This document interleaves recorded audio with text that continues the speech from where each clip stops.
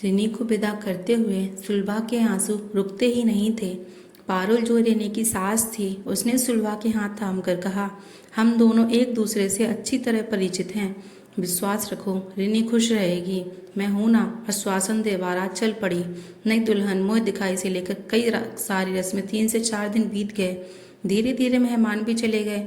अब घर में पारुल, उसके पति और बेटा बहू रिनी की सास की मदद से रसोई में छोटा मोटा काम करती थी। एक दिन सुबह नाश्ते में चारों साथ बैठे। पारुल जी ने सबकी प्लेट में गर्म नाश्ते के साथ एक एक बासी रोटी भी रख दी। कोई कुछ ना बोला, पर रिनी थोड़ी देर चुप रहकर फिर बोली, मम्मी जी, मैंने कभी बासी रोटी नहीं खाई। पारुल पारुल जी ने आंखों से इशारा किया। उनके पति चुप हो गए। वैसे भी वो जानते थे पारुल कुशल गृहिणी और बहुत अच्छी सास है। पारुल ने कहा, बेटा मुझे ये बात पता है। आप जानती हैं तो फिर बेटा तुम अकेली संतान हो। सुलभा को मैं अच्छी तरह जानती। वो स्वयं सब खाती होगी, क्योंकि वो भी बचत और घर चलाने में माहिर है। वो तुम्हें गरम ही खिलाती थी।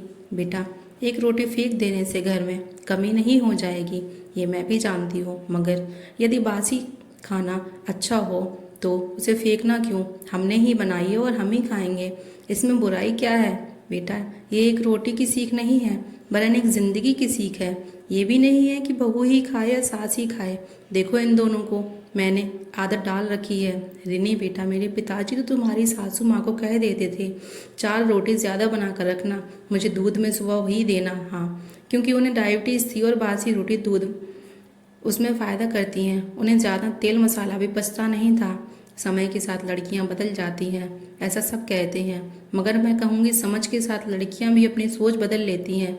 बेटियां जब बेटी ही हो तो वो अपने दायरे में रहती है और शादी के बाद अपना घर परिवार रिश्ते नाते जिम्मेदारियां सबसे परिचित होती है और धीरे धीरे जो कुछ भी सीखती है उसे आत्मसात करते जाती है। मम्मी जी, ये रोटी भी सॉफ्ट ही है। बहुत बोली है मेरी बच्ची। इसे ज़िंदगी की हकीकत सीखते समय लगेगा। तुम कहीं कठोर सास ना हो जाना। नहीं नहीं, ऐसा मैं नहीं कर सकती। सुलभा का फ़ोन आया तो पारुल से बोली, तुम्हारी बहू के क्या हाल हैं? मेरी बहू बहुत भोली है, मगर उसे सब सिखा दूंगी। मैं जानती हूँ पारुल, इसीलिए तो मेरी कोमल फूल को तुझे सौंपा है। आज 10 साल हो गए शादी को। सालगिरह की तैयारी हो रही है। हिरनी क्या कर रही हो? आप जाइए मम्मी जी, मैं अभी आई। महाराज जी, ये दूध फट गया है, इसे छानकर पनीर की सब्जी के मसाले में मिला दीजिए। जी बहू रानी। पारुल मेरी बेटी नहीं, तेरी बहू तो तुझसे भी 2 कदम आगे निकल गई। हाँ सुलभा, तू भी कुछ सीख लेना। दोनों हंसने लगी। ज़रूरी नहीं है कि बेटी बहू बनते ही सब जान ले। उसे प्यार से घर बचत और सारे तरीके सिखाए जाएं तो वो भी सुघड़ ग्रस्त बन सकती है। साथ ही रिश्तों में भी मिठास रहती है।